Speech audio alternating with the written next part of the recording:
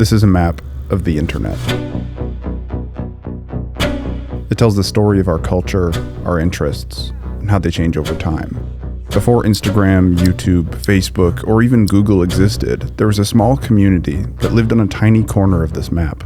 Hello? Jim. Hey. Can you hear me? I hear you. On a website my friend Jim told me about. What do you remember about this? What do I remember about VelmaDinkley.com? Well, the most dedicated Velma Dinkley fans. Velma Dinkley is the underwhelming nerd from Scooby-Doo. This site is dedicated to her. It's a place for Velma fans to submit fan fiction, fan art, Scooby-Doo movie reviews, and it even has its own chat room, Velma Chat. At the core of this small community is an intricate mystery, a mystery I've been trying to solve for many months. The site's creator is anonymous. He uses the pseudonym John Likeglass to protect his identity. For some reason, I think we were just on a big Scooby-Doo craze. Who's we? What does that mean? Me and the boys, and then we got into a hot debate. The debate is over who the best Scooby-Doo character is. I know, but give me a minute. So the debate happened, and of course I had to do some research online. So I seeked out a credible source, and I found probably the most credible source I could find, made by this guy who's just a Velma fanatic. Jim's debate has gone on for many years, and he finally wants to put it to rest. He says that having John Likeglass himself support his argument for Velma Dinkley will end it all. But John Likeglass, as Jim tells me, is missing. I just want to know where he went. He's been taking care of this website for like 20 years. And then randomly in 2017, he's just done with it? Jim wanted me to try to find John Likeglass, or at least try to figure out what might have happened to him, but I wasn't sold. I think there's definitely more under the surface to this website than it's initially looks like. That's when Jim told me that he's found some strange things on this website, and that he's sure that there's more that he hasn't found yet. The farther you dig, the more you'll just find, to be honest. I've only just started to find the hidden pages on VelmaDinkley.com. The pages that have nothing to do with cartoons. Like here, aptly titled Skullduggery, Likeglass documents a 1969 event where human remains were found off the eastern coast of Florida. 100 bodies were found. By him. So, I've spent the past 5 months trying to find John Likeglass. The further I dug, the stranger things got. As I found more and more, it felt as if John Likeglass himself was on the other side of my screen, leaving me personally a trail of breadcrumbs, almost wanting to be found. I have lost countless hours of sleep trying to answer this one question. Who is this complicated man that's hiding behind a pen name?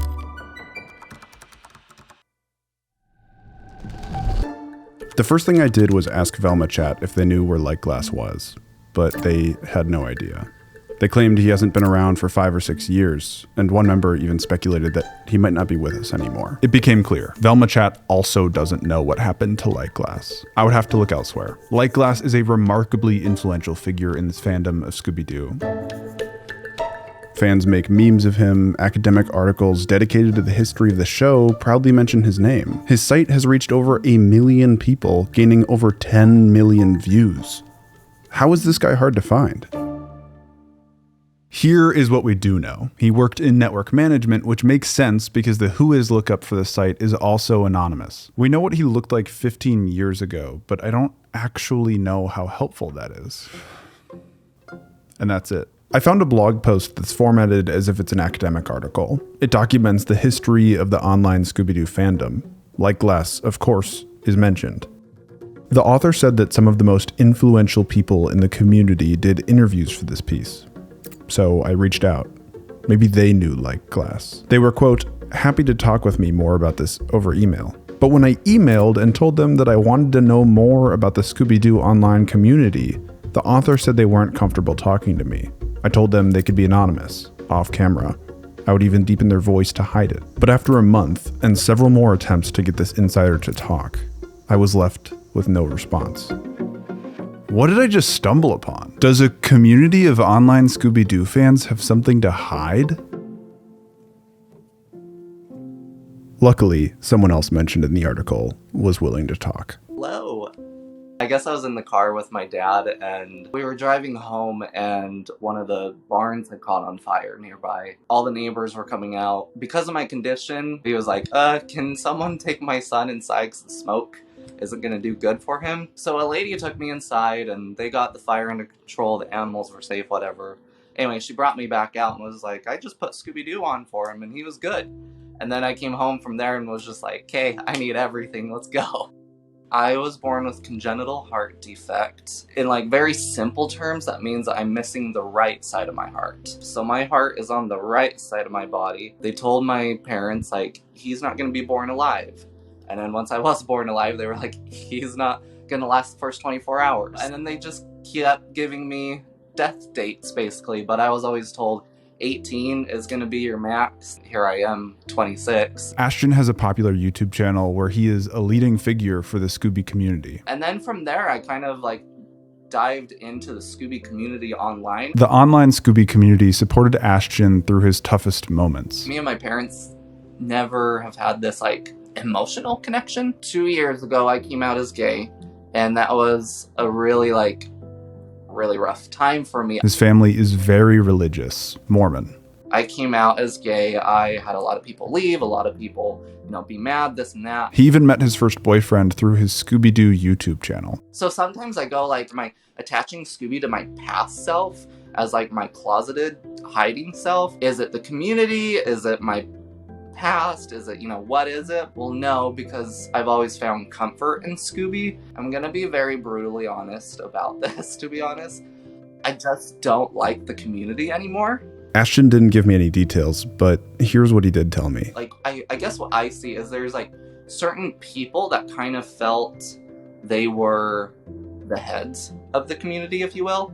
And if you weren't doing things to their liking or to how they do it or whatever, not that they would turn people against you, but they wouldn't like even give you the time. So then it started to like cause this chain reaction. Ashton said that the plot and the characters of Scooby-Doo have changed significantly over the years, and those changes brought in a lot of new fans. I didn't expect to be getting into the drama of online fandom, nor did I really want to, but trust me, it's worth it. These people that were, say, on the online community longer than us kind of felt like they were the legacy of Scooby Online. The old members of the fandom decide what's right and what's wrong, because their version of Scooby-Doo, at least to them, is the pure one. Can I share my screen and show you this website? And I'd love to get a gauge on if you feel like this is some of the legacy people or if this has changed into the new type of community. Okay. This is velmadinkley.com. Beautiful. The creator of the website seems to have gone missing in 2017, and we're trying to figure out where he went. I think in order to understand where this guy went, we have to understand what he was doing in the first place. That's an interesting year. Wait, what Ashton says next is really important, and it actually brought me to my first major breadcrumb. Listen. Because I feel like that's like the year everyone started to pop up in the Scooby community. So maybe this person's mixed in somewhere and we don't know. This is my friend Jordy. Hey, buddy. Hi. Jordy's gained a large following on her YouTube channel for her deep dives on pop culture and its impacts. Believe me when I tell you, Jordy doesn't watch cartoons. She studies them. Is this normal in this universe? This Bratz movie is a literal fever I would dream. never eat this. The dance moves are so 2006. Can you go to velmadinkley.com? Oh. Oh my god. I wanted Jordy to get into the brain of John Lightglass. Which version of Velma did he love? But that's going to take someone who's capable of watching a lot of hours of Scooby-Doo.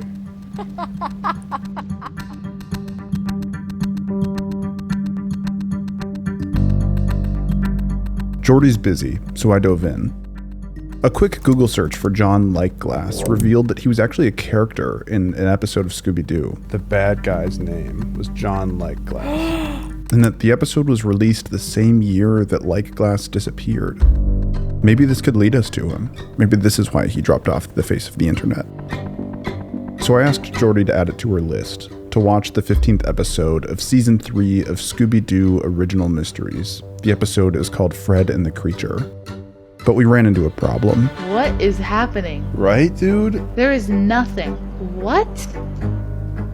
What? The episode was wiped from the internet, nowhere to be found. Aired on Cartoon Network, but it's not part of the... This is weird as fuck. This is very odd. I have someone that may be able to help us figure this out. A walking Scooby-Doo encyclopedia. You're going to meet him in a moment. No way. Hey, Ashton. Hi. We cannot figure out where this episode is. Yeah, it's one that doesn't exist, and so I'm wondering where this came from. I've been like knee deep in this for weeks. But there's some weird shit about Velma Chat, dude. I think my favorite thing is that this like picture that's made with like him and like Velma hugging him and saying, "Thank you, John, for making a site about me. Your wife must be so proud." And his wife's just like kind of in the background, like really like eerily. When talking about digital breadcrumbs, clues often lurk in unseen corners. This isn't just an ordinary photo. Albeit objectively hilarious, its metadata holds a secret. Though Sandy is an absolute banger of a name, I'm not really sure that this helps a ton. I really didn't want to disappoint Jim. I'm ready. I'm ready to hear it all. I know, right? I figured I found this one tiny clue deep in the site itself. Maybe if I look deeper, there will be more. In the About the Author page, it says, now in its 20th year, the site has had over 1 million visitors and well over 10 million page views. Internet Archive has backed up this page 71 times. In October of 2002, the site had 37,000 visitors. All right, this is where the work begins. Okay. April 15th, 60,000, 2004, 500,000 visitors. Dang, it's something that said a lot at this time. 160,000 visitors. Dang, 13th year, 2012, and 6 million 2017. That's a big jump, John. Look at this. This graph shows how many people came to velmadinkley.com over the years. But this graph shows how many times John Lightglass updated this site. I showed this to Ashton. He said the timeline lines up perfectly with one person. Do either of you know who Scott Innes is? Okay. Hi, this is Scott Innes. He was like a big Scooby fan. Scott Innes then became Scooby-Doo. No, seriously. Because that was back in the late 90s when those movies came out. Those 4 movies are considered like the legacy Scooby movies. It's like everybody bows down to them. It's like if you don't like them, you're not a Scooby fan. But then Innes lost the role, the same year that John Lightglass started losing interest in the site. Hello. Hey, Scott. Hey. But first, for as long as I've made videos, I've used Storyblocks. They're also the sponsor for today's video. Storyblocks is a place for you to download an unlimited amount of professional stock media, and it's curated too. They make available to you 4K footage, templates for After Effects, Premiere Pro, and Apple Motion, not to mention music, sound effects, illustrations, and like way more. You get all of this for a predictable subscription cost. The subscription model really does make sense here because stock media usually costs an arm and a leg for just one clip. Because of this, Storyblocks has no royalty fees and no hidden fees ever. It's really nice. If you have a Storyblocks subscription, you can test out any of the assets they have to offer. If you download that asset and it's not the right fit for your specific project, it doesn't cost you any more or any less if you don't use it. You can get all of this through their website or through their Adobe plugins. Whether you're in video production, marketing, education, I could go on. Check out Storyblocks. There's a link in the description that will get you there. That link is storyblocks.com/CHUPPL, CHUPPL. If you click that link, not only does it help you by getting you to Storyblocks, but also helps support our channel and helps us make more videos like this one. Again, it's storyblocks.com/CHUPPL, CHUPPL. Thanks to our friends at Storyblocks HQ for helping us go down any and all rabbit holes. I really appreciate it. And your After Effects templates. I'm super serious. All right, back to the guy who voiced Scooby-Doo. That's crazy. Hello, everybody. He's hip, he's cool, and like he's Scooby-Doo's best friend. Yabba-dabba-doo. This is Papa's first careful, guys. Like I tell you, Scoob, then like there's nothing like being interviewed on the way home, huh? Yeah, oh boy. The Scooby-Dooby-Doo and Scrappy-Dappy-Doo too. Puppy power! Do you by chance have a favorite character in Scooby-Doo? Well, I'll be honest with you. People ask me what my favorite character is in the Scooby-Doo franchise, and I gotta tell you, I love Scrappy-Doo. How do you feel about Velma as a character? I love Velma. I mean, I think Velma's the sexiest one in the group. Jordy felt like that line alone disqualified Innes from being like Glass. What's interesting is that VelmaDinkley.com was created in 1999. So we really are working with a couple of versions of Velma that would kind of inspire John Lightglass to create VelmaDinkley.com. And this is before her tighter fitting turtleneck or before Hot Velma. And Jordy was right. I stumbled upon a website. I'm curious if you've heard of it. It's called VelmaDinkley.com. VelmaDinkley.com. I have not heard of that. He's not John Lightglass. Jordy said that this is the Velma that Lightglass loves. But she's also like a really good friend. She lost her glasses, classic, iconic moment. She thinks that the knight is Shaggy. There you are, Shaggy. And she thinks that he's still sick with a cold. And so she's like looking for his medicine. Lucky I brought your medicine. She's like almost kind of nurturing and a really good friend, but she's also like very kind. Yeah, okay, that checks out. I was wondering what happened here. So I went back to the Internet Archive and searched for sites that John Lightglass was updating around that time. I found another page that's completely unrelated to cartoons. It's about an 80s rock band called Witness. That page linked to another site called witnessrocks.com. And here's how things went. Updates page. Boring. Journal entry titled deleted. Okay, I'm interested. Sandy. Whoa. Like wife Sandy? That goes to Disney every year? Okay, continue on. April 2008. Sandy again? Keep reading. Anybody that has some good pics of last night, email them in. What's the email? At VelmaDinkley.com? Whoa! Lightglass goes by JD. Command F. JD. JD, back left, attached photo. Shit. Not helpful. Email JD, even though I don't have photos of last night. No response. Find YouTube channel. JD from Witness. Okay, but I look like a fat slob. Get in there. Right, not as far as I do. There you go. Okay. Yeah, just roll it. Say hi, everybody. It's him! Find his bio. Worked with bands such as AC/DC, Cheap Trick, Thin Lizzy, REO, and The Tubes. Damn. Go off, John Lightglass. Links to his website. Call every number I can find. To reach is out of service. Shit. So close. JD is in a band with friend Lisa and a choir. Lisa again. Beekeeping YouTube channel. Didn't see that one coming, but again with Lisa. So call Lisa. Hello? Hi, is this Lisa? It is. Ask about JD. Yes, in fact, he's going to be here at 4:30. I'm so glad you reached me. Would you mind calling at like 4:45?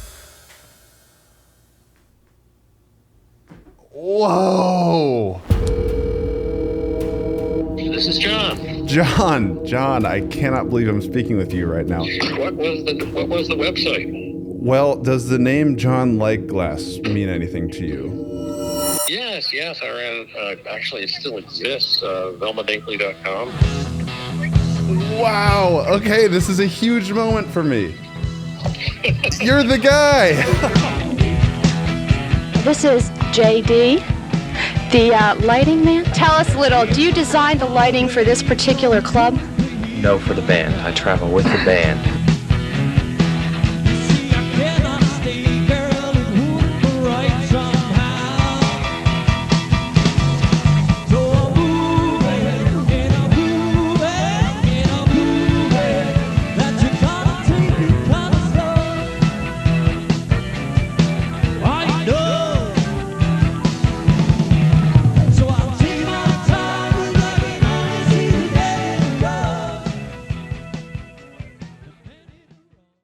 Born in Long Island, John Lightglass moved to Pennsylvania. There, he found community through music, eventually joining a band. I was working with a band, and we'd all rehearse at the manager's house on Fridays nights, and there was a keg involved, and most of the band members didn't make it out the front door. They ended up asleep on asleep on our manager's floor, and his kids would come out in the morning and turn the TV on, and you're like, wake up a little bit and say, what's that? And I just remember waking up one day to, it was a Scooby-Doo episode, and there's this girl with glasses going on and on, very sarcastic, and it's like, wow, that's a neat character. I started watching Scooby-Doo and got stuck on that. Why Velma Dinkley out of the 5? That goes back to grade school. I actually had some, childhood friends that are reminiscent of the character. So, it was like a little bit of a flashback there. It was just someone who was very much similar to the character. I moved into this area. There weren't too many people in the area that I live, and I had maybe 2 or 3 neighbors. So we ended up, playing together all the time. And then, life happens, and, she went her way, I went my way, and that was that. Then the characters developed. That's when most people came into the community, as Velma was becoming more attractive and more complex. I can only assume that Lightglass no longer saw his friend in the character and lost interest. This seems like at one point in time it was something really special to you. Has your interest in the character and the community dwindled? Well, the thing being is this was a cartoon about 4 characters and their dog going on adventures. It was very simple, very straightforward. There wasn't the depth of characters that they're trying to generate nowadays. When you watched it for the fun of it. It's changed over the years, and I was having a chat with a good friend of mine who Lisa, and I said, I kind of miss the old original series, and she said very matter-of-factly, that wouldn't work nowadays. If you tried to put that type of series on, it just wouldn't take. And that's the sad truth, for better or for worse, times have changed. The only thing, being left is the Velma chat. I popped in a couple of weeks ago just to see the names, and the names have changed. There's, 2 or 3 characters that still pop up, but most of them I don't know. How does that feel for you that you don't recognize the community that's around your own creation here? Well, time moves on. Life takes you in very many directions, but at the end of the game, I like the idea that I've had the ability and the experience to get into all these different fields and have a little fun with them. While we were making this video, Ashton made a leap. He exited the online Scooby-Doo community and rebranded himself. I am very much the black sheep of the family in every possible way. I am the only one with a major medical issue. I am the only one that's not straight. I'm the only one without kids. I'm the only one without a career. I'm like, the list goes on and on of how I'm just different, because I felt like my life was becoming, I was my best friend's best friend. I was my parents' son. I was never me. I was the Scooby-Doo YouTuber. I never had a name. It's fine, but I just felt like I didn't have an identity. Fandom served its purpose for Ashton. It provided him with a community that empowered him to feel comfortable in his own skin and to find himself. Can you read off this letter that Ashton posted? I went down a rabbit hole of making mainly Scooby-Doo content for a bit, and while it was really fun, it became almost all of who I am. Now that Ashton's found himself, he really doesn't need this type of fandom anymore. For as long as the channel has been alive, it has always been called Smash. But I'm ready to embrace all of me. And that's why I'm changing it to my name. So, allow me to introduce myself, or reintroduce myself. My name is Ashton Hardy, and I'm so excited to meet all of you friends. Why an alias? I don't know of any of those original sites that where the person actually put their name up there. I found a few pages on velmadinkley.com I wanted to ask you about, one of which is skullduggery. Oh, yes, I know what you're talking about. My aunt and uncle owned a place out on Sanibel Island off of Florida, and they had opened up this island that they were going to move into. They went to start moving a little earth around and found all these skeletons. It was very creepy. You want the update? You ready for this? So I found John Lightglass. I told him about your argument, this debate you've been in. Yes. And he thought that he might chime in here. Hey, Jim, you got the right character to be interested in. She has depth as much as a cartoon character. Thanks for watching. This is our first episode of a new series we're tentatively calling Internet Archeology. If you have a better name, Seriously, let us know. I'm really not kidding about that. Let us know. We're hoping to tell stories from the early internet or the deep areas of the internet that most people don't often go to. So if you have any of those in mind, please send us an email. Even if it's not internet related, if you have a big question that you've always wanted answered, let us know. I got the phone number of the guy that voices Scooby-Doo and Shaggy, and I talked to him on the phone. Dude went to every corner of the internet. Is there any character you want to sign off with here? Why, keep your feet on the ground and keep reaching for the stars. Right, Scoob? Yeah, Scooby-Dooby-Doo.